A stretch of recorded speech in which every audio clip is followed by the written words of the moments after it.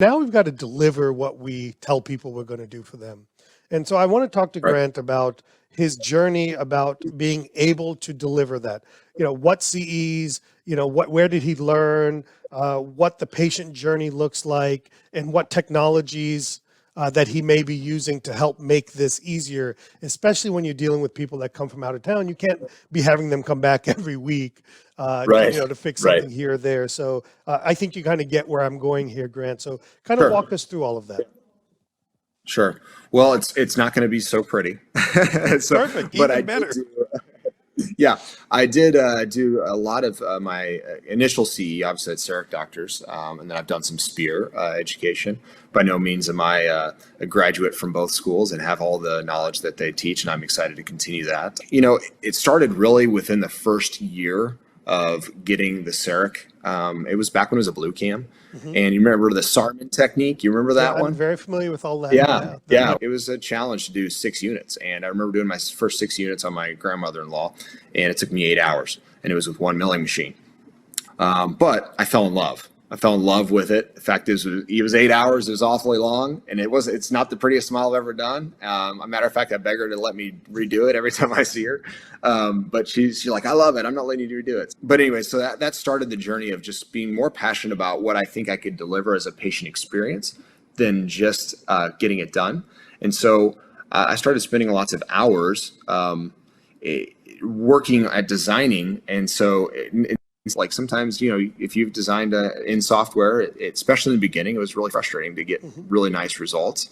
And I'm thankful for all the pioneers in CEREC dentistry that really, through the RedCam days and the initial imaging, how they had to fight through some of the challenges to get it to work and do decent dentistry then. But then fast forward to, asking people to travel and do full arch treatment or full mouth treatment with the CEREC in a day. I know that goes against the grain, but it's worked well for us. My first case, I thought I had everything figured out. I've done a lot of veneers and a lot of same day 10, 12 unit cases. I had my bio copies. I had my bite. I did a way of recording the bite and restored that. Then I prepped the last few teeth to get rid of the bite. And the computer locked up and I lost everything. So that was my first experience with a guy from Pennsylvania coming in for 28 units. And I did a video on him on YouTube. But I just was honest with him. I said, man, I have no idea what happened. Fortunately, we had redundancies, right? So we had multiple computers. I used another one. We made a jig. I didn't get done with that till, I want to say 7:30 that night. It's been a few years since I've done that. And the patient was still appreciative and happy. He was still happy. Yeah, it was a miracle. I literally, it was a miracle. And the point really with telling you why, we started at 8 and got done at 7:30. That is terrible production. That is, that is awful.